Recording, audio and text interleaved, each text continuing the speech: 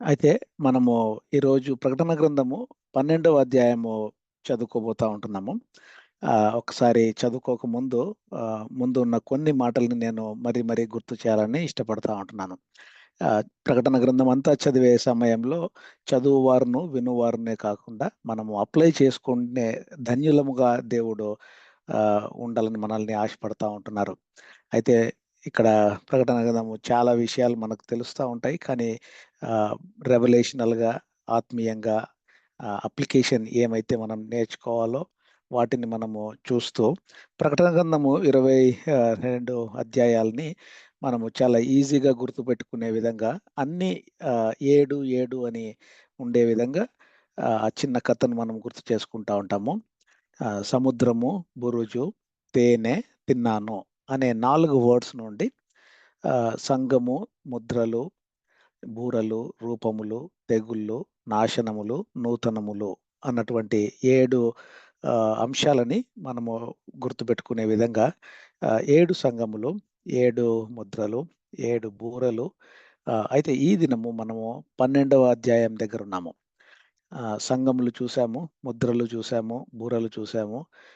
అయితే ఇప్పుడు రూపములు ఈ 12 నుంచి ఆహ్, 15వ అధ్యాయం వరకు కూడా ఈ రూపములు ఉంటాయి. అదే వాటిని మనం చూడొచ్చు.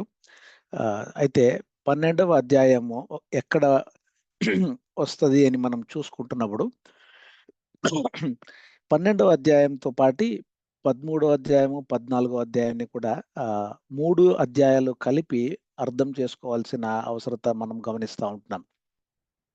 12వ అధ్యాయంలో దేవుని యొక్క రిడెంప్టివ్ ప్లాన్‌ని ఆ యొక్క వుమన్ అండ్ చైల్డ్ ద్వారా ఏ విధంగా దేవుడు రిడెంప్షన్ చేస్తున్నాడు, విమోచిస్తున్నాడు అనేది మనం చూస్తా ఉంటున్నాం.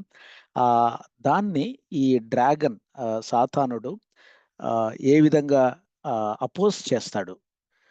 అట్లనే 14వ అధ్యాయంలో ఆ ఏంజెల్స్ ద్వారా దేవుడు ఏ విధంగా ఆ యొక్క ప్లాన్‌ని ప్రొక్లెయిమ్ చేస్తారు అని ఈ 12, 13, 14 అధ్యాయాల్ని మనము కలసి గుర్తుపెట్టుకునే విధంగా దయచేసి ఈ దినము తర్వాత నెక్స్ట్ 2, 3 సెషన్స్ ఈ 3 అధ్యాయాల్లో ఇంటర్‌లింక్డ్ ఉంటాయన్నట్లుగా మనము గమనించాలి.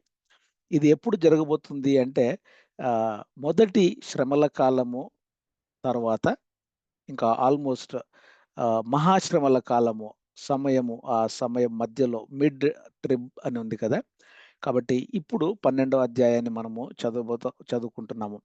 ఆహ్, కాబట్టి మొదటి శ్రమల కాలములో ముద్రలు, తర్వాత కొన్ని బూరలు మనము చూస్తూ వచ్చాము. అయితే మహాశ్రమల కాలము అడుగుడుగే మొదలుపెట్టే ఆ సమయంలో జరిగే సన్నివేశాలని మనము పారాంథసిస్‌గా ప్రకటన గ్రంథము 12వ అధ్యాయాన్ని చూసుకుంటా ఉంటున్నాం. అయితే ఈ వచనాలన్నిటిని నేను చదవడం లేదు. 17 వచనాలున్నాయి. అయితే ఈ 17 వచనాలను కూడా ఈ దినము వీలైతే పూర్తిగా మనము చూసుకోలేకపోవచ్చు. ఎందుకంటే కొంచెము నిదానంగా మంచిగా డీప్ డైవ్ చేసే విధంగా మనము కలిగి ఉండాలని చెప్పి ఆహ్, కొన్ని వచనాలను ఏ విధంగా మనము ఎక్స్‌ప్లెయిన్ చేసుకోగలుగుతాము అని చూద్దామండి. అయితే ఈ 12, 13 అధ్యాయాలలో 7 రూపముల గురించి మనం చూస్తా ఉంటున్నాం. మొదటిగా 12వ అధ్యాయంలో మొదటి 6 వచనాలని చూస్తే 3 రూపములు మనకు గమనిస్తాం. సూర్యుని ధరించుకొనిన స్త్రీ, ఆమె శిశువు, ఘటసర్పము. అలాగే 7-12వ వచనాల వరకు 4వ రూపమైనటువంటి మిఖాయేలు అపవాదికి జరిగిన యుద్ధము. అలాగే 13 నుండి చివరి 4 వచనాలను ఐదవ రూపముగా మనము ఆమె సంతానమును గురించి చూసుకుంటా ఉంటున్నాం. మిగిలిన 6, 7 రూపములు 13వ అధ్యాయంలోను, ఒక్కొక్కసారి 15వ అధ్యాయంలో కూడా కొన్ని వచనాలను ఇంటర్‌లింక్ చేసి మనం చూసుకుంటా ఉంటాం. అయితే చాలా బాగా మనం గుర్తుపెట్టుకోవాల్సింది ఈ 5 రూపములు ఈ 12వ అధ్యాయంలో మనము చూడబోతా ఉంటున్నాం. అయితే 12వ అధ్యాయాన్ని 5 భాగాలుగా మనము విభజిస్తే ఆహ్, వుమన్ ఒక స్త్రీ, తర్వాత మహాఘట సర్పము, ఒక మగ శిశువు, పరలోకమందు యుద్ధము, భూమి మీద యుద్ధము. ఈ 5 అంశాలను మనము 12వ అధ్యాయంలో గమనిస్తాం. వీలైతే ఆహ్, ఈ దినము మొదటి 3 అంశాలను ఒకవేళ 4వ అంశం కూడా చూస్తే ఓవరాల్‌గా 5 అంశాలను ఈ దినము మనము చూసుకోవచ్చు, చూసుకోలేకపోవచ్చు. కానీ ఆహ్, ఆహ్, చూద్దాం ఎలాగా ఎందుకంటే అంత క్లియర్‌గా గూడా విడదీయలేకపోయాను నేను. ఓన్లీ 2 పాయింట్స్ మాత్రమే చెప్దాము అంటే యొక్క స్త్రీ గురించి మళ్ళీ చివరి వచనాలలో కొన్ని వచనాలలో రావడము, ఆ విధంగా బ్రేక్ చేసేదానికి అంత వీలుగా లేకపోవడంతో ఆహ్, అయినప్పటికీ మనము ఆహ్, ఎన్ని అంశాలు చూడగలిగితే మనకు ఉన్న ఈ కొద్ది సమయము చూద్దామని అనుకుంటా ఉంటున్నాను. అయితే మొదటి 5 రూపములో సూర్యుని ధరించుకొనిన ఒక స్త్రీ. ఇది ఒక రూపంలాగా మనము అర్థం చేసుకోవాలి. ఒక సైన్ మాత్రమే. అలాగే ఆమె కనిన శిశువు ఘటసర్పము. తర్వాత మిఖాయేలుకు ఆ ఘటసర్పమునకు మిగిలిన ఏంజెల్స్‌కి, డీమన్స్‌కి జరిగినటువంటి యుద్ధాన్ని చూస్తుంటున్నాం. అయితే మొదటిగా మనము స్త్రీ ఎవరు ఆ స్త్రీ? ఆ స్త్రీ గురించి ఏమి వ్రాయబడి ఉంది అని చూస్తే, ఆ స్త్రీ గురించినటువంటి కొన్ని డిస్క్రిప్షన్స్‌ని ఆ యొక్క మొదటి 2 వచనాలలో మనం చూస్తా ఉంటున్నాం. ఆ యొక్క డిస్క్రిప్షన్ చూస్తే, ఆమె సూర్యునిని ధరించుకొనిన యొక్క స్త్రీ అని వ్రాయబడి ఉంటది. ఆమెకు ప్రసవ వేదన పడుచు ఆ నొప్పులకు కేకలు వేయుచుండెను అని మనం చూస్తా ఉంటున్నాం. ఇక్కడ సూర్యుడు అంటే మహిమ కొన్ని వచనాలను నేను అక్కడ ఉంచాను. కానీ అన్ని నేను ఆహ్, ఎక్స్‌ప్లెయిన్ చేయను. ఎందుకంటే మనము నిదానంగా ప్రతి క్రాస్ రెఫరెన్స్ వచనాలని మనము చూసుకోవచ్చు. అయితే ఈ ప్రత్యేకంగా ప్రకటన గ్రంథములో ఏదైనా సింబాలికల్‌గా లేదా రెవల్యూషనల్‌గా ఏది మనం చూసినా గూడా స్క్రిప్చర్స్ మనము కంపేర్ చేసుకుంటూ చూసుకోవాలనేది మనం చాలా జాగ్రత్తగా గుర్తుపెట్టుకోవాలి. ఆ విధంగా మూన్ అంటే డొమినియన్ ప్రభుత్వము, క్రౌన్ అంటే పరిపాలించడము. ఈ విధంగా తన యొక్క ఐడెంటిటీ గురించి ఇక్కడ వ్రాయబడింది. తనకు నొప్పులు రావడం అంటే ఆ నొప్పులకు తర్వాత కేకలు వేయుచుండెను. ఆమె గర్భిణి అయి ఈయన ప్రసవ వేదన పడుచు ఆ నొప్పులకు కేకలు వేయుచుండెను అని మొదటి 2 వచనాలలో ఆ యొక్క స్త్రీని గురించినటువంటి మాటల్ని మనము చదువుకుంటా ఉంటున్నాం. ఇదేంటిది? ఎవరు ఆ స్త్రీ? అని మనం ఒకసారి గమనిస్తే చాలామంది ప్రజలు ఆ స్త్రీని మేరీ మాత అని అనుకుంటా ఉంటారు. మదర్ మేరీ అని అనుకుంటా ఉంటారు. ఆ యొక్క చైల్డ్ యేసు ప్రభువు అని అనుకుంటా ఉంటారు. ఆ విధంగానే ఈ క్యాథలిక్ యొక్క రిలీజియన్ ఆ విధంగా వారు ఎక్కువగా దీన్ని ఆహ్, డిపెండ్ అవ్వడము.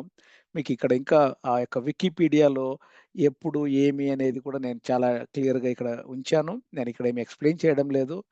మనకు స్లైడ్స్ ఉంటాయి కాబట్టి ఆహ్, ఏంటి వాళ్ళు ఎట్లా తీసుకొనొచ్చారు?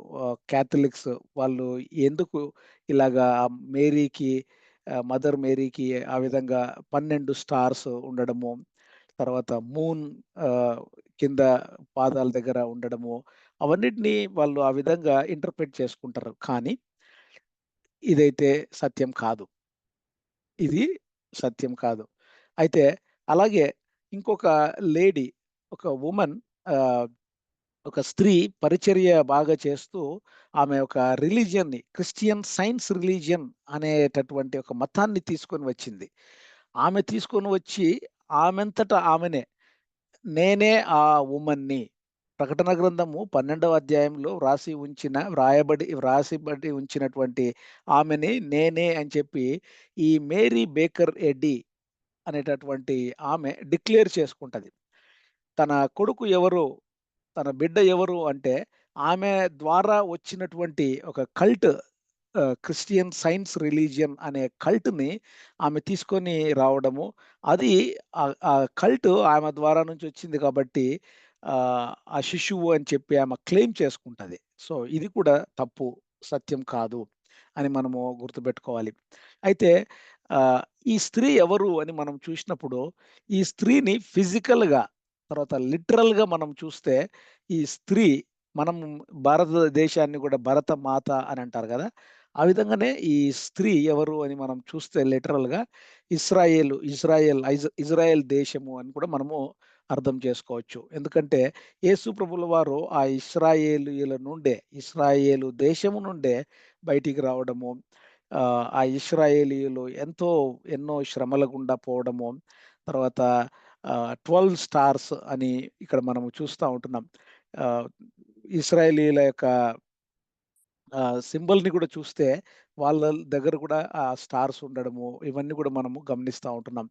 అయితే స్పిరిచ్యువల్‌గా, ఆత్మీయంగా దీనికి ఈ యొక్క స్త్రీకి ఏంటి సాదృశ్యంగా ఉంది అని మనం చూసినప్పుడు, ఆత్మీయంగా చర్చ్ అని కూడా అనుకోవచ్చు. అంటే ఆ చర్చ్‌లో కూడా ఈ శ్రమల గుండా బయటికి వచ్చినటువంటి ఆహ్, స్ ఆహ్, దేవుని బిడ్డలుగా మనము మెటఫారికల్‌గా కూడా మనం చూసుకోవచ్చు. కాబట్టి వీళ్ళు చాలా శ్రమల గుండా బయటికి వచ్చారు. ఇస్ ఆహ్, వచ్చినటువంటి వాళ్ళను ఓవర్‌కమర్స్, విజయవంతమైనటువంటి వాళ్ళు ని సంఘముగా అక్కడ గుర్తు చేసుకుంటా మనము ఉండొచ్చు. అయితే ఈ 4 ఇంటర్ప్రిటేషన్స్‌లో సింబాలికల్‌గా లేదా స్పిరిచ్యువల్‌గా చర్చ్ అయితే, ఆహ్, లిటరల్‌గా, ఫిజికల్‌గా యొక్క దాన్ని మనము ఇస్రాయేలు దేశము అని అనుకోవచ్చు. ఎందుకంటే ఎప్పుడు మనము చూషినా కూడా ప్రతి ఆహ్, ఇటువంటి ఇంటర్ప్రిటేషన్స్‌ని మనము లేఖనాలలో ఏ విధంగా ఉంది, ఒక లేఖనం నుంచి ఇంకొక లేఖనాన్ని మనము ఆహ్, కంపేర్ చేసుకుంటూ చూసుకోవాల్సిన అవసరత చాలా ఉంది. ఎవరంటే వాళ్ళు ఏ ఇంటర్ప్రిటేషన్స్ అంటే ఆ ఇంటర్ప్రిటేషన్స్ తీసుకొనొస్తారు. సడెన్‌గా నాకు దర్శనంలో ఇట్లా దేవుడు చెప్పినాడని, తర్వాత నాకు కల వచ్చింది అని జెప్పి చాలామంది రకరకాలుగా కల్టులు తీసుకొనొస్తా ఉంటారు. నేను కూడా ఆహ్, నాకు తెలిసి యవ్వనంలో నేను దేవుణ్ణి తెలుసుకున్న తర్వాత, దేవునిలో ఎదిగేతప్పుడు మనము ఈ ఈ మనము దేవుణ్ణి విశ్వాస్యతలో పెరగాలి గానీ, మన నుండి మనము ఒకవేళ ఇట్లాంటి రాంగ్ ఇంటర్ప్రిటేషన్స్‌తో కల్ట్స్‌ని మనం తీసుకురాకుండా ఉండగలిగాలని జెప్పి, నేను చాలా జాగ్రత్తగా అప్పటినుంచి చాలా జాగ్రత్తగా ఉండాలని, పెరగాలని చెప్పి ఆశపడతా వస్తున్నాననమాట. కాబట్టి మనము ఏ ఇంటర్ప్రిటేషన్స్‌ని ఒకవేళ దేవుడు తీసుకొని వచ్చినా, అది లేఖనములలో ఉందా? ఒకవేళ మన దేవుని బిడ్డలకి మనకు కొన్ని కలలు రావచ్చు. మన ఆత్మీయ జీవితం గురించే లేదా మన లైఫ్‌లో కొన్ని డెసిషన్స్ గురించి మనం ప్రార్థన చేసినప్పుడు కలలు రావచ్చు, దర్శనాలు రావచ్చు. అయితే అది స్క్రిప్చర్స్‌లో ఉందా లేదా? ఎందుకంటే దేవుడు మనకు కలల ద్వారా, దర్శనాల ద్వారా మాట్లాడిన దేవుడు వాక్యములో గూడా చూపిస్తారు. అది వాక్యములో ఉంటూ సెకండ్ ఇట్ చేస్తూ వాక్యానుసారంగా మనం ఎప్పుడైతే గమనిస్తామో, అప్పుడు మనము ఇది వాక్యానుసారంగా, ఆత్మానుసారంగా మనం మాట్లాడుకుంటూ ఉండడం మంచిది అని జెప్పి నేను అనుకుంటా ఉంటున్నాను. అయితే ఈ స్త్రీ తర్వాత ఈ స్త్రీ గురించి ఆహ్, యోసేపుకు ఆదికాండములో ఒక కల రావడము, ఆయన యాకోబు తండ్రితోనూ, తన యొక్క అన్నదమ్ములతో చెప్పడము, మనము గుర్తు చేసుకుంటా ఉంటాం. ఆదికాండము 37వ అధ్యాయంలో. అప్పుడు వాళ్ళ నాయనకి అంటే యాకోబుకి ఆ యొక్క కల అర్థమైతది. అప్పుడు చెప్తాడు, "ఏంటి నేను, మీ తల్లి, మీ మీ అన్నదమ్ములందరము మేము నిన్ను మొక్కాలనా? ఆహ్, ఆహ్, సాష్టాంగపడాలనా?" అని చెప్తూ, ఆహ్, ఈ కల ఏమిటి అని చెప్పి అడుగుతాడు. కానీ ఆ కల నిజమే జరుగుతది. అదే విధంగా ఈరోజు మనము ఈ స్క్రిప్చర్స్‌ని ఆధారం చేసుకొని, ఆ స్త్రీని మనము దేశమునకు మనం సాదృశ్యంగా చూసుకోవచ్చు. అట్లనే మీకా 5వ అధ్యాయంలో కూడా బెత్లెహేము గురించి రాయబడి ఉంటది. సో, బెత్లెహేము, ఎఫ్రాతా, యూదా వారి కుటుంబములో నీవు స్వల్పమైన గ్రామమైనను అని చెప్పి, ఆ యొక్క యేసు ప్రభుల వారు బెత్లెహేము అనే గ్రామములో నుండి, ఇశ్రాయేలీయుల ప్రజలలో నుండి వచ్చే అటువంటి లేఖనాలను కూడా మనము ప్రవచనాత్మకంగా మీకా గ్రంథములో చూస్తూ ఉంటున్నాం. 5వ అధ్యాయంలో 2-5 వరకు. కాబట్టి 5వ అధ్యాయంలో సమాధానమునకు కారకుడు నగును. అష్షూరు మన దేశములో చొరబడి మన నగరులలో ప్రవేశింపగా వారిని ఎదిరించుటకు మేము 7 గొర్రె కాపరులను 8 ప్రధానులను నియమింతుము అన్నటువంటి ఈ యొక్క ప్రాఫెసీని కూడా మనం మీకా గ్రంథంలో చూస్తూ ఉంటున్నాం. కాబట్టి ఇక్కడ యేసు ప్రభుల వారి గురించినటువంటి ఈ ప్రవచనాన్ని గమనిస్తున్నప్పుడు కూడా మనము ఆ ఇశ్రాయేలు దేశమును ఆ యొక్క స్త్రీగా మనము సాదృశ్యంగా చూసుకోవచ్చు. కాబట్టి ఇంతవరకు మనము మొదటి భాగాన్ని చూసుకున్నాం. మొదటి భాగము స్త్రీ ఎవరు? ఆ యొక్క స్త్రీ ఎవరు? తర్వాత ఆ చైల్డ్ మగ శిశువు ఎవరు? అని కొన్ని విషయాలు చూసుకుంటా వస్తున్నాము. అయితే ఇదే మగ శిశువు గురించి, చైల్డ్ గురించి నెక్స్ట్ వచనాలలో కూడా మనకు ఇంకా కొన్ని వస్తాయి. వాటిని గురించి మనము డీప్‌గా తెలుసుకోవచ్చు. అయితే రెండవ అంశముగా ద గ్రేట్ డ్రాగన్, మహా ఘట సర్పము అని మనము 3, 4 కొన్ని వచనాలలో ఇక్కడ చూస్తా ఉంటున్నాం. ఇంతవరకు మనము మొదటి 2 వచనాలను మాత్రమే చూసాము. ఆ స్త్రీ గురించి 15 మినిట్స్ అయ్యింది. సో, నెక్స్ట్ సెకండ్ టాపిక్ మహా ఘట సర్పము, అది చూస్తా ఉంటున్నాము. అయితే ఈ 2, 3 4 వచనాలలో చూస్తే ఆ యొక్క మహాఘట సర్పము ఇంకా చాలా క్లియర్ ఇది. దీనికి వేరే ఇంటర్ప్రిటేషన్స్ ఏం మనకు అవసరం లేదు. సాతాను అని చెప్పి నెక్స్ట్ వచనాలలో కూడా చాలా క్లియర్‌గా వ్రాయబడి ఉంటది. అలాగే నక్షత్రములు ఎవరు అంటే సాతానుకు వెంబడించేటటువంటి 1/3 ఏంజెల్స్, ఆ డీమన్స్‌ని అక్కడ మనము అర్థం చేసుకోవచ్చు. ఆ యొక్క పర్సనాలిటీని చూస్తే ఆ యొక్క మహాఘట సర్పము ఎర్రదిగాను, తర్వాత 7 ఆహ్, తలలు, 10 కొమ్ములు, 7 కిరీటములు ఉన్నటువంటి ఆ యొక్క మహాఘట సర్పాన్ని మనము చూస్తూ ఉంటున్నాం. ఆ యొక్క వ్యక్తిత్వాన్ని మనం అర్థం చేసుకుంటే ఎరుపు రంగు యుద్ధమునకును, రక్తపాతమునకును సూచనగా ఉంటున్నది.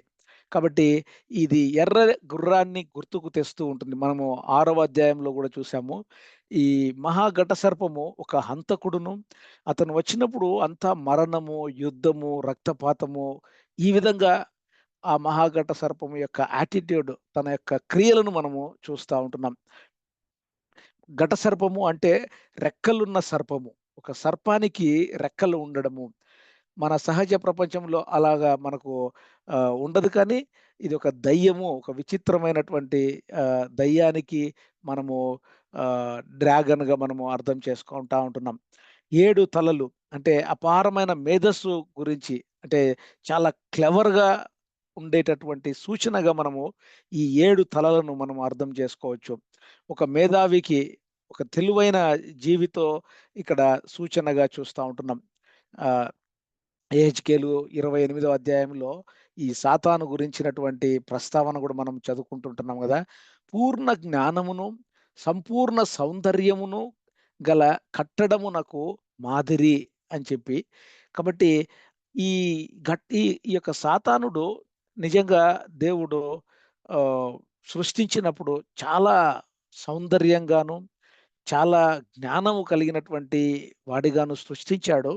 కానీ ఈ దినము మనము ప్రకటన గ్రంథంలో 12వ అధ్యాయంలో చూసుకుంటూ నెక్స్ట్ అధ్యాయాలలో కూడా చూస్తే ఇది ఎంత ఆ సౌందర్యాన్ని ఆహ్, ఆహ్, సౌందర్యానికి విరుద్ధంగా చాలా భయంకరమైనటువంటి ఆకారాన్ని మనం ఇక్కడ చూస్తా ఉంటున్నాం. ఆ యొక్క పొల్యూషన్ అయితేనేమి, తర్వాత తన యొక్క ప్లాన్స్ అయితేనేమి, ఈ 3, 4 వచనాలలో మనం చూస్తా ఉంటున్నాం. ఆ క్యారెక్టర్‌ని బట్టి చాలా గ్రేట్, అంటే పవర్‌ఫుల్, మహాఘట సర్పము చాలా పవర్‌ఫుల్ అని, తర్వాత కంట్రోల్, ఈ యొక్క ఈ యొక్క లోకానికి అధికారిని కూడా మనము మత్తయి సువార్త 4వ అధ్యాయంలో చూస్తా ఉంటున్నాం గదా! ఆహ్, ఎరుపు రంగు అంటే హంతకుడును, తర్వాత చాలా ఈ 7 హెడ్స్ అంటే విజ్డమ్‌కి గుర్తుగాను, 10 హార్న్స్ అంటే పవర్‌కి సూచనగాను, 10 క్రౌన్స్ అంటే ఈ అథారిటీకి, అధికారానికి గుర్తుగాను మనము చూస్తా ఉంటున్నాం.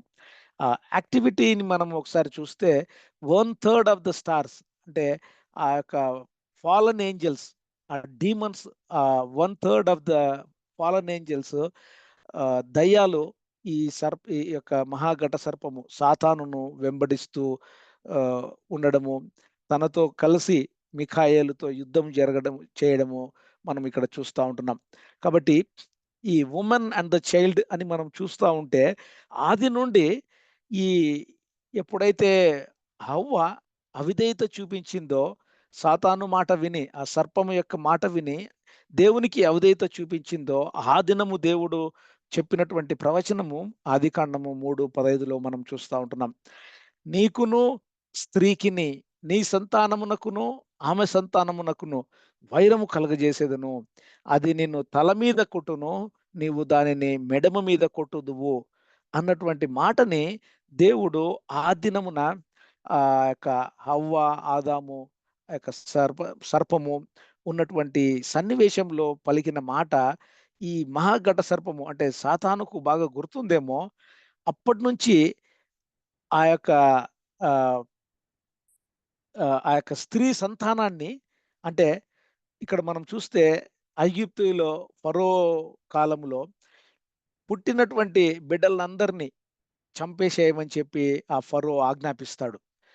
ఆ విధంగా ఈ సాతానుడు ఫరో ని యూస్ చేసుకుంటూ ఫరో ద్వారా చాలా మంది యూదులటువంటి బిడ్డలని చంపేయడము, అప్పుడే మోషే బ్రతికి గొప్ప లీడర్‌గా కావడము మనకది గుర్తుంది. అట్లనే ఎస్తేరు గ్రంథంలో కూడా మనము హామానును చూస్తే ఆయన యూదులందరినీ చంపాలని చెప్పి పన్నాగం కట్టుకున్నాడు. ప్లానేసాడు. కానీ అది జరగలేదు. అట్లనే హేరోదు యేసు ప్రభుల వారు పుట్టినప్పుడు హేరోదు బెత్లెహేములో ఉండే 2 ఏండ్ల లోపు ఉండే మగ శిశువులందరినీ చంపమని చెప్పి హేరోదు ఆజ్ఞ ఇవ్వడము.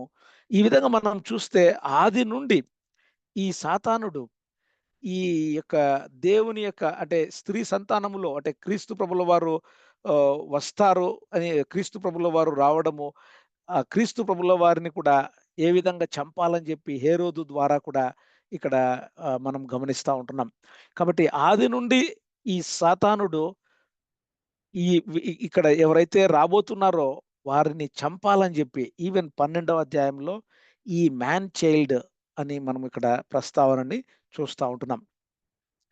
కాబట్టి 7 హెడ్స్ అంటే 7 వరల్డ్ లీడర్స్, 10 హార్న్స్ అంటే 10 కింగ్డమ్స్ ని ఇక్కడ మనం చూస్తా ఉంటున్నాం.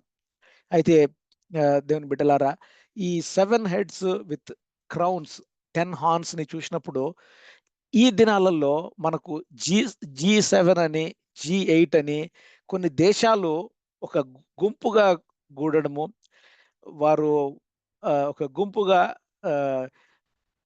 వారు పరిపాలన చేయాలని చెప్పి, కలిసి పరిపాలన చేయాలని చెప్పి చూస్తూ ఉంటున్నాం. అయితే పాత నిబంధన గ్రంథంలో చూస్తే ఐగుప్తు, సిరియా, బబులోను కాలంలో నెబుకద్నెజరు, తర్వాత ఈజిప్టు కాలంలో అయితే పర్షియా రాజు, అలాగే బాబిలోను, గ్రీసు, రోము, ఈ విధంగా కొన్ని దేశాలను మనము చూస్తూ వచ్చాం. పాత నిబంధన గ్రంథంలో ఉండేటటువంటి వాటిని మనము సాదృశ్యంగా చూసుకుంటే ఇప్పుడు G7లో ఎవరున్నారు, G8లో ఎవరున్నారు అని చూస్తే మొదట G7 ఉండేది. రష్యా యాడ్ అయినప్పుడు G8గా వాళ్ళు 8 రాజ్యాలు కలిసి పరిపాలన చేయాలన్నటువంటి ఆలోచనలలో ఉంటున్నారు. వాళ్ళలో ఉండే దేశాలు కెనడా, ఫ్రాన్స్, జర్మనీ, తర్వాత జపాన్, యునైటెడ్ కింగ్డమ్, యుఎస్ఏ, ఇలాగా మనం చూస్తూ ఉంటున్నాం.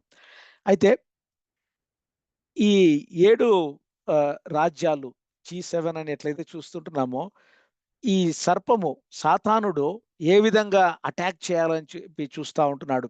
కాబట్టి ఆ యొక్క ఉమెన్, స్త్రీ, తర్వాత ఈ మహాఘట సర్పానికి వారిద్దరూ ఏ విధంగా అంటే వారిద్దరి గురించి ప్రకటన 12వ అధ్యాయంలో ఏమి వ్రాయబడి ఉందని మనం కొన్నిసార్లు కొన్ని విషయాలను చూస్తే ఇక్కడ ద మేల్ చైల్డ్ మగ శిశువు గురించి 5, 6 వచనాలలో చూస్తూ ఉంటున్నాం. ఆ డిస్క్రిప్షన్ ని చూస్తే మగ శిశువు, the seed of the women came in to the world, he came from the womb of his mother అని తర్వాత యెషయా గ్రంథము 7వ అధ్యాయంలో, తర్వాత మత్తయి 1:20లోను, లూకాలోను అనేక వాక్య భాగాలు ఇక్కడ మనము చూసినప్పుడు ఇది అంతా కూడా ఆ మేల్ చైల్డ్ ఎవరు అని చూస్తే యేసు ప్రభుల వారు అని మనము చాలా క్లియర్గా అర్థం చేసుకోవాలి. ఎందుకు అంటే ఆ యేసు ప్రభుల వారి గురించే నెక్స్ట్ వచనాలలో కూడా వ్రాయబడి ఉంది. ఆయన రాడ్ ఆఫ్ ఐరన్‌తో రూల్ చేస్తాడు అని. యెషయా 9:6లో మనం చూస్తే మనకు శిశువు పుట్టెను. ఇక్కడ శిశువు, తర్వాత కుమారుడు, a son is given, a child is Born అని మనం చదువుకుంటా ఉంటున్నాం కదా క్రిస్మస్ క్యారల్స్ టైంలో. ఆయన భూమి మీద రాజ్యభారముండును, ఆశ్చర్యకరుడు, ఆలోచనకర్త, బలవంతుడైన దేవుడు. ఇక్కడ యేసు ప్రభుల వారి గురించినటువంటి ప్రస్తావనని ఇక్కడ ప్రకటన గ్రంథంలో మనం చాలా క్లియర్‌గా చూస్తా ఉంటున్నాం. అలాగే 19వ అధ్యాయంలో కూడా వస్తది. 15వ వచనంలో జనములను కొట్టుటకై ఆయన నోట నుండి వాడిగల ఖడ్గము బయలు వెడలుచున్నది. ఆయన ఇనుప దండముతో వారిని ఏలును. ఆయనే సర్వాధికారియు, దేవుని తీక్షణమైన ఉగ్రత అను మద్యపు తొట్టి త్రొక్కును అని, రాజులకు రాజును, ప్రభువులకు ప్రభువును అను నామము ఆయన వస్త్రము మీదను తొడ మీదను వ్రాయబడి ఉన్నది అని ఇక్కడ ఇంకా పాత నిబంధన కొన్ని స్క్రిప్చర్ పోర్షన్స్ ని కూడా మనము క్రాస్ రెఫరెన్స్ గా ఇక్కడ చూసుకోవచ్చు. కాబట్టి ఈ మగ శిశువు ఆయన ఎట్లా రూల్ చేస్తాడు అంటే ఆయన అధికారముతో ఆయన ఇక్కడ ఐరన్ రాడ్ అని వ్రాసి ఉన్నారు, కానీ ఆయన ఇప్పుడు సంఘాన్ని ఒక కాపరిగా, మనల్ని అందరినీ కూడా ఆయన మంచి కాపరిగా, గొర్రెల మంచి కాపరి, నేను మంచి కాపరిని అని చెప్పి యోహాను సువార్తలలో కూడా మనం చూస్తూ ఉంటున్నాం కదా. యేసు ప్రభుల వారు ఒక మంచి కాపరిగా మనలను కాపాడుతా ఉంటున్నాడు, మనల్ని కాస్తూ వస్తున్నాడు. కాబట్టి సంఘానికి మంచి కాపరి ఎవరు అంటే యేసు ప్రభుల వారు. ప్రకటన 3:21లో కూడా నేను జయించి నా తండ్రితో కూడా ఆయన సింహాసనమందు కూర్చుండి ఉన్న ప్రకారము జయించు వానిని నాతో కూడా నా సింహాసనమందు కూర్చుండనిచ్చేదను అని మనము ప్రకటన గ్రంథము 3:21లో మనము ఈ వాక్య భాగాన్ని మనము గమనించాము. గమనించండి ఇక్కడ ద ఫస్ట్ ఓవర్‌కమర్ అంటే మొదట ఎవరు విజయాన్ని సాధించారు అంటే ఈ సాతాను మీద క్రీస్తు ప్రభుల వారు. కాబట్టి ఆయన మనకు ఫోర్ రన్నర్, మన ముందుగా పరలోకానికి ఆరోహణమైనటువంటి దేవాది దేవుడు. కాబట్టి ఆ యేసు ప్రభుల వారు తండ్రి సింహాసనం మీద కూర్చున్నాడు. తండ్రి సింహాసనమందు కూర్చుని ఉన్నాడు. అయితే మనలని ఎక్కడ కూర్చోబెడుతున్నాడు? తండ్రి సింహాసనము దగ్గర కాదు, తన సింహాసనము దగ్గర. నాతో కూడా నా సింహాసనమందు కూర్చుండనిచ్చేదను. తండ్రి సింహాసనము దగ్గర యేసు ప్రభుల వారు ఉంటారు. కానీ నీకు నాకు ఎక్కడ స్థానం ఉంటది అంటే క్రీస్తు ప్రభుల వారి సింహాసనము దగ్గర నిచ్చేదను అని చెప్పి ప్రకటన 3:21లో మనం చూస్తా ఉంటున్నాం. ఎందుకంటే ఆయన మన ఫోర్ రన్నర్ గా, ఇంకా మనము హెబ్రీలకు రాసిన పత్రికలో కూడా ఆ యొక్క ఫోర్ రన్నర్ గా కూడా మనము చదువుకుంటూ వస్తుంటున్నాం. అయితే 6వ వచనముకు వచ్చినప్పుడు ఆ యొక్క స్త్రీ యొక్క ప్రసవ వేదన గురించి, ఆ స్త్రీ ప్రసవ వేదన నుండి ఏ విధంగా విమోచింపబడుతుంది అని చెప్పి ఈ 6వ వచనంలో మనం చూస్తూ ఉంటున్నాం.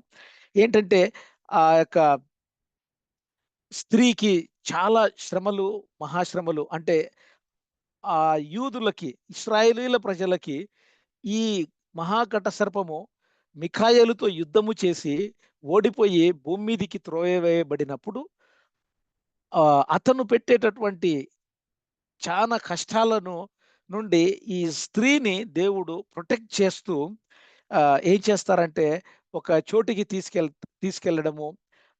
ఎట్లా తీసుకెళ్తారు అని చాలా క్లియర్‌గా వ్రాయబడలేదు, కానీ ఆ యొక్క శ్రమల నుండి స్త్రీని, అంటే ఆ యొక్క ఇశ్రాయేలీలను, యూదులను ప్రొటెక్ట్ చేయడము మనము ఇక్కడ గమనించొచ్చు. కొన్ని క్రాస్ రెఫరెన్సెస్‌ని నేను ఇక్కడ కీర్తన 2:7లో ఈ విధంగా ఇనుప దండముతో ఇవన్నీ కూడా నేను ఉంచాను.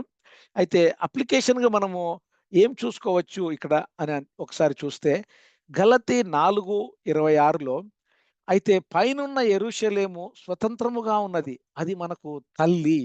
కాబట్టి యెరూషలేము తల్లి అంటే ఇశ్రాయేలీయులను ఇజ్రాయెల్ దేశాన్ని ఇక్కడ తల్లిగా పోలుస్తూ గలతీ 4:26లో మనం చూస్తా ఉంటున్నాం.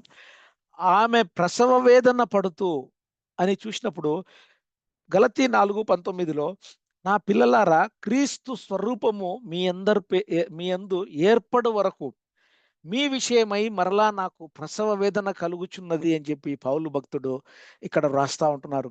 కాబట్టి అటువంటి ప్రసవ వేదన నీకు నాకు ఉందా అని ఈరోజు మనకు స్పిరిచువల్ అప్లికేషన్ పాయింట్‌ని దేవుడు తీసుకొని వస్తా ఉంటున్నారు.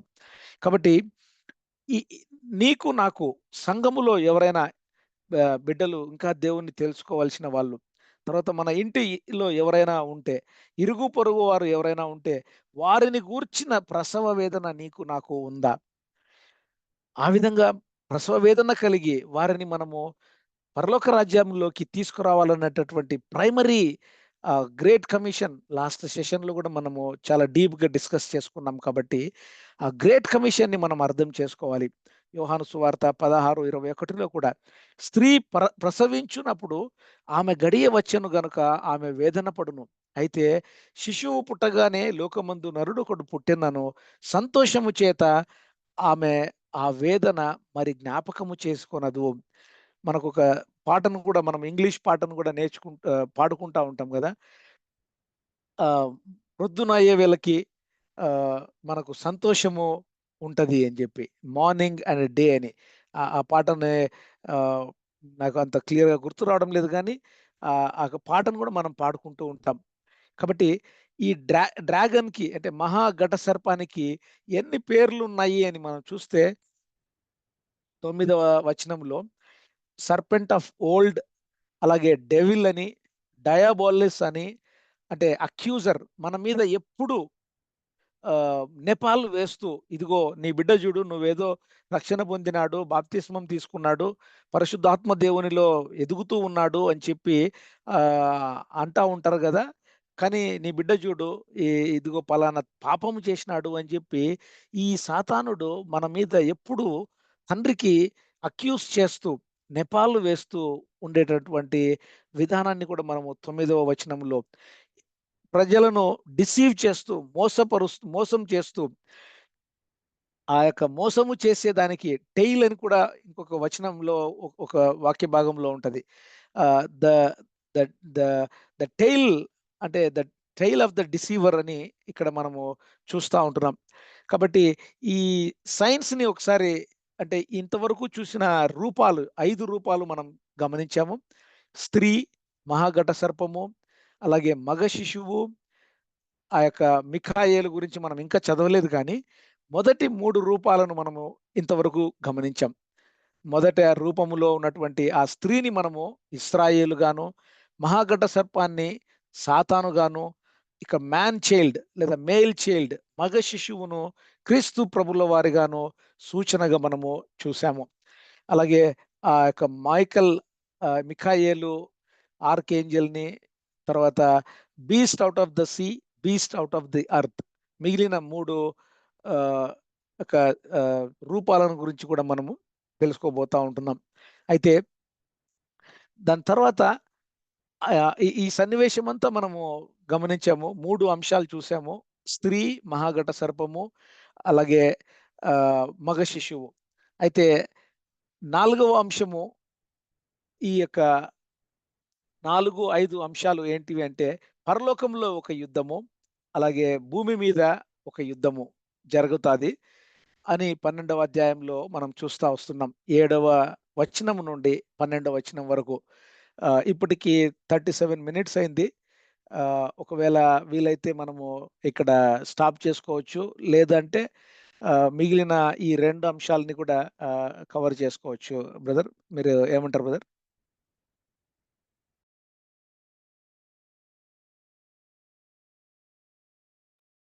బ్రదర్ 10 మినిట్స్ లో మీరు ఏమైనా షూర్ చెప్పగలుగుతారా? Yeah, sure 10 minutes stop sure చేద్దాం మనం. Sure brother. అయితే ఇక్కడ ఈ 4వ అంశము గ్రోయింగ్ కాన్ఫ్లిక్ట్ ఇన్ హెవెన్. ఈ కాన్ఫ్లిక్ట్ యుద్ధము జరుగుతుంది, పరలోకమందు యుద్ధము. ఆ పరలోకమందు ఎవరికి యుద్ధం జరుగుతుంది అంటే, మామూలుగా పరలోకము అంటే లేదా హెవెన్లీస్ అంటే 3 హెవెన్స్ ని మనము వాక్య భాగంలో అప్పుడప్పుడు చదువుకుంటూ వస్తూ ఉంటున్నాం. First heaven, second heaven, third heaven. దీంట్లో మనము చాలాసార్లు విశ్వాసులముగా కన్ఫ్యూజ్ అవుతూ ఉంటాము. ఈ 3 హెవెన్స్ ఇన్ ద బైబిల్ చాలా క్లియర్గా వచనాలు కూడా ఉన్నాయి. ఫస్ట్ హెవెన్ ఏంటంటే, మనము చూసేటటువంటి మన భౌతిక నేత్రాలతో మనము చూసేటటువంటి ఈ యొక్క యూనివర్స్ అంతటిని ఫస్ట్ హెవెన్గా విభజింపబడి ఉంది. అయితే సెకండ్ హెవెన్ ఏంటి అంటే, ఆ సెకండ్ హెవెన్లో ఈ ఫాలన్ ఏంజల్స్, అలాగే ఈ ఘట సర్పము కూడా, ఈ మహాఘట సర్పము ఇప్పుడు ఈ సెకండ్ హెవెన్లో ఉన్నట్లుగా ఆదికాండము 1వ అధ్యాయము 14 నుంచి 17 వచనాల వరకు మనం గమనించవచ్చు. అయితే ఇంకొక ఇక్కడ అప్లికేషన్ పాయింట్ని కూడా మనము గుర్తు చేసుకోవాలి. మనము చేసే ప్రార్థనలు దేవునికి వినబడాలి అంటే, ఒక్కొక్కసారి మన యొక్క శరీరాన్ని ఆధారం చేసుకొని మనం ప్రార్థన చేస్తూ ఉంటాం. అవి పరలోకానికి చేరబడవు. మనము ప్రీచర్స్ కూడా చెప్తా ఉంటారు, మనము చేసే ప్రార్థనలు పరలోకానికి చేరుతున్నాయా లేదా అని. ఒకసారి మన ప్రార్థనలు చేరవేమో, అటువంటి ప్రార్థనలు చేస్తూ ఉంటున్నామేమో. కానీ ఎప్పుడైతే ఈ సెకండ్ హెవెన్ ఉంది కదా, ఆ సెకండ్ హెవెన్ దాటి కూడా పోవేమో. కానీ ఎప్పుడైతే మనము ఆరాధన స్తుతిని చేస్తామో, ఆ ఆరాధన స్తుతి అంటే ఈ ఈ సెకండ్ హెవెన్లో ఉండే ఈ ఏంజల్స్ అవి తట్టుకోలేవు. ఒకసారి మనము గమనిస్తే ఈ సెకండ్ హెవెన్ నుంచి కూడా దూసుకుపోయేటటువంటి ప్రార్థన ఆరాధనని మనం కలిగి ఉండాలి అంటే, దేవుణ్ణి ఎక్కువ స్తుతించాలి. ఎప్పుడైతే దేవుని ఎక్కువ స్తుతిస్తామో, సాతాను మన దగ్గర నుంచి పారిపోతాడు. కాబట్టి ఈ సాతానుడు వాడి 1/3 ఏంజల్స్ ఈ రెండవ ఆకాశములో రెండవ దీన్ని పరలోకము అనే వర్డ్ని మనము వాడితే అది ఒకటే పరలోకం ఉంది అని అనుకుంటాము. కన్ఫ్యూజన్ కాకుండా ఫస్ట్ హెవెన్ లో మనకు కనపడేది సెకండ్ హెవెన్ అనేది ఈ డీమన్స్, సర్పము, సాతాను ఉండేటటువంటి ప్రదేశము. అయితే థర్డ్ హెవెన్, పౌలు భక్తుడు కూడా చెప్తాడు కదా ఒక వాక్య భాగంలో, నేను థర్డ్ హెవెన్ కి, 3వ ఆకాశానికి కొనిపోబడి తిని, చెప్పనశక్యమైన మాటలు నేను వల్లించలేను, ఆ మాటలు ఏ మానవుడు కూడా వల్లించలేడు అని చెప్పి ప్రస్తావిస్తాడు కదా. అది ప్యారడైజ్ గాను థర్డ్ హెవెన్ గాను ఇక్కడ మనము చూడొచ్చు.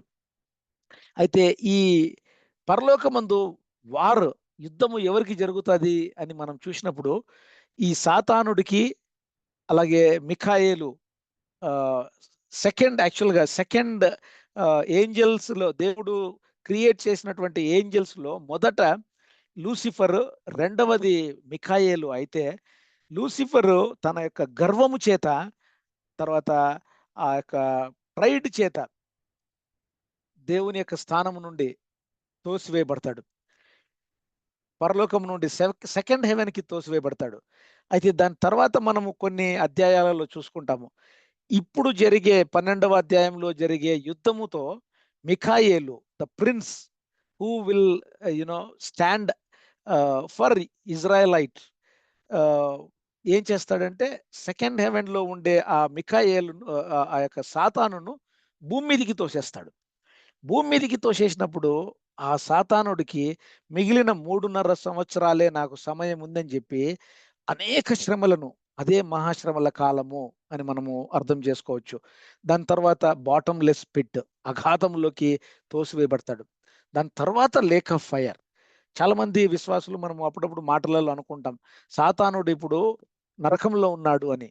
లేదు లేదు, నరకం ఇంకా క్రియేట్ అవ్వలేదు. నరకము ఇంకా క్రియేట్ అవ్వలేదు. వైట్ థ్రోన్ జడ్జిమెంట్ తర్వాత నరకము క్రియేట్ అవుతుంది.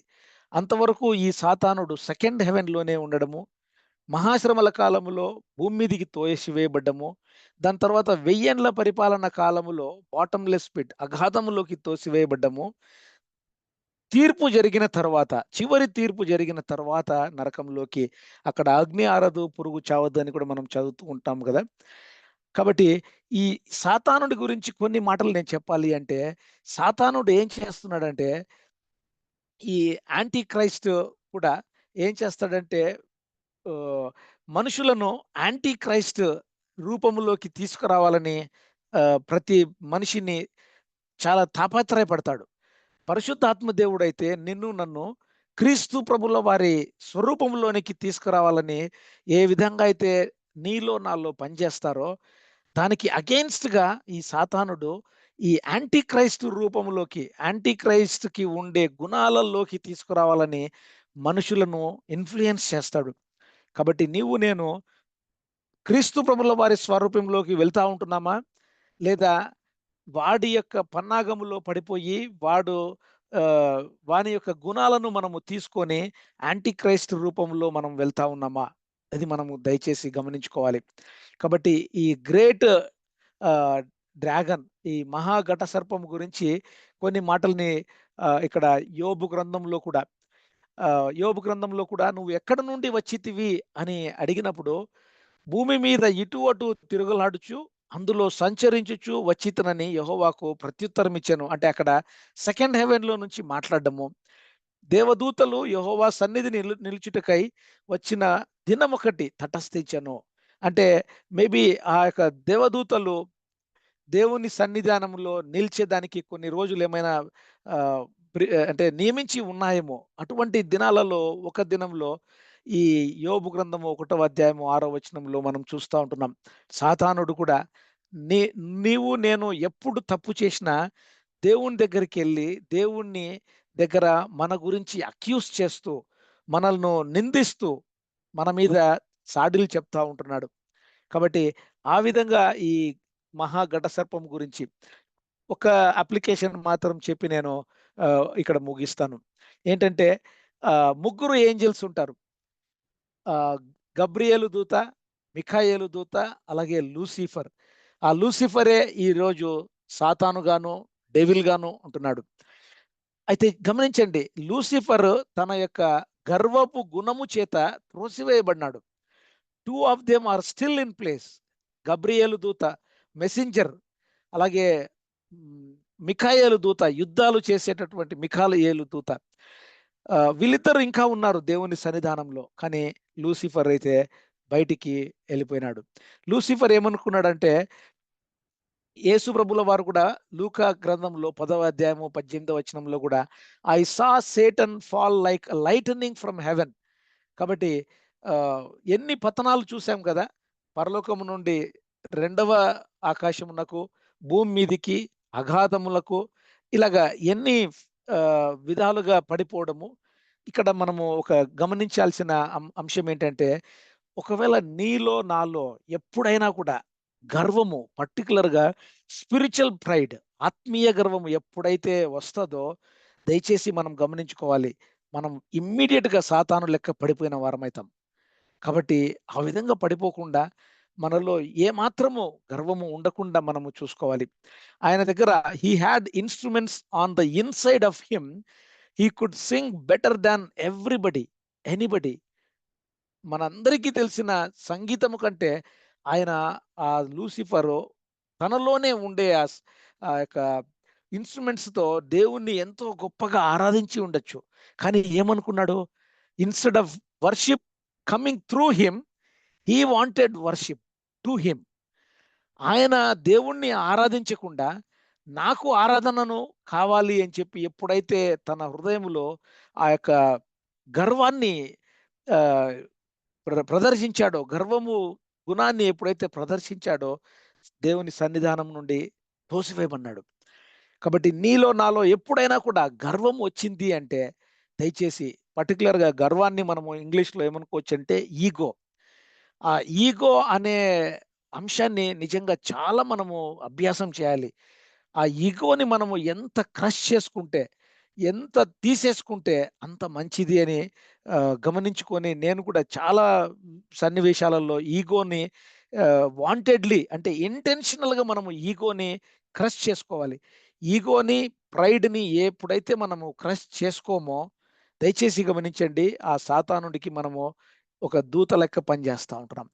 He failed once and still you know దేవుడు ఆ మధ్యాకాశంలో అంటే రెండవ హెవెన్లో ఇంకా అట్లే ఉంచారు. తనకు సమయాన్ని కూడా ఉంచినట్లుగా కూడా మనము దేవుని యొక్క ఎంత గొప్ప ప్రణాళిక, ఆయన యొక్క ఓపిక, సహనము అని మనము చూస్తే, ఒకవేళ ఆ దినమే దేవాది దేవుడు ఆ లూసిఫర్ని స్మాష్ చేయాలనుకుంటే చేసేసి ఉండొచ్చు. మరి ఆయన ప్రణాళిక ఏంటో మనకు తెలీదు. The reason why enemy hates us so much, because we get a choice of worshiping God. మనల్ని ఎందుకు అంత వ్యతిరేకిస్తాడు, మనల్ని అంటే ఎందుకు అంత మనల్ని అసహించుకుంటాడంటే, మనం ఎప్పుడైతే దేవుణ్ణి ఆరాధించుకుంటామో, ఎప్పుడైతే దేవుణ్ణి స్తుతిస్తామో, అప్పుడు మనము మన సాతానుడు మన దగ్గర నుంచి దూరం అయిపోతాడు. We fail all the time, but still God is giving you and me lot of chances. మనం కూడా మన గర్వముతో, మన ఈగోతో దేవునికి దూరం అయిపోతా ఉంటాం. సాతానుడైతే ఒక్కసారికి బయట త్రోసివేయబడినాడు. అదే నీవు నేను గమనిస్తే ఎన్నోసార్లు దినములో, వారములో, ఈవెన్ మినిస్ట్రీలో ఉండేటటువంటి మనం కూడా ఒక్కొక్కసారి గర్వంగా ఏమైనా ఫీల్ అవుతా ఉంటున్నామేమో. మన కుటుంబంలో, మనకు ఉండే ఉద్యోగాన్ని బట్టి, మనము నివసించే ఒక అమెరికా లేదా నార్త్ అమెరికా, కెనడా, మంచి మంచి దేశాలలో మనల్ని దేవుడు పెట్టిన దాన్ని మనం గుర్తు చేసుకొని ఒక్కొక్కసారి మనము గర్విస్తామేమో. అయినా కూడా దేవుడు మనల్ని ఓపికతో తిరిగి తన హక్కును చేర్చుకుంటున్నాడు. క్రీస్తు ప్రభుల వారి రక్షణ రక్తములో మనల్ని కడిగి తిరిగి తీసుకుంటా ఉంటున్నాడు. కాబట్టి మనము ఏ విధంగా మనము ఉండాలి అంటే ఆ ప్రైడ్ని తీసేసుకోవాలి. దయచేసి గమనించండి. ప్రైడ్ అంటే మనందరికీ తెలుసు, వ్యాంకూవర్ అయితే ప్రైడ్కి హెడ్ క్వార్టర్స్ లాగాను, అలాగే ఎస్ఎఫ్ఓ, అమెరికా, కెనడా దేశాలలో ఈ ప్రైడ్ ఒక మూవ్మెంట్ బయటకు వస్తూ ఉంది కదా. గమనించండి బాగా, ఆ సాతానుడికి ఉండే గుణాన్ని ఈ దినము ఒక మూవ్మెంట్ లాగా బయటికి తీసుకొని వచ్చేసాడు. చాలా చాలా పెద్ద మూవ్మెంట్ని తీసుకొని వచ్చారు కదా. మనం ఎవరిని ఏమి అనకూడదు, ఈ ప్రైడ్ వారికి సంబంధించిన వారిని. ఆ ప్రేమను కూడా చాలా ఏమంటారు మిస్ఇంటర్ప్రిట్ చేస్తూ, ఆ ప్రేమ అనే లవ్ అనే వర్డ్ని మామూలుగా అయితే గాడ్ ఈజ్ లవ్ అని అనుకుంటాం. కానీ ఆ లవ్ అనేది దాన్ని కూడా ఎంతో వ్యక్తీకరిస్తూ ఆ సాతానుడు ఆ విధంగా ఉండేటటువంటి ఆ సాతానుడితో ఈ మిఖాయేలు యుద్ధము చేస్తాడు. కాబట్టి మిగిలిన పరలోకంలో జరిగిన యుద్ధము, అలాగే నెక్స్ట్ 5వ అంశము భూమి మీద జరిగే యుద్ధం గురించి మనము నెక్స్ట్ సెషన్లో క్లియర్గా చూసుకుందామండి. అయితే ఇప్పటికీ నేను ఇక్కడ ముగించాలని ఇష్టపడతా ఉంటున్నాను. ఒక చిన్న ప్రార్థన చేసుకొని మనము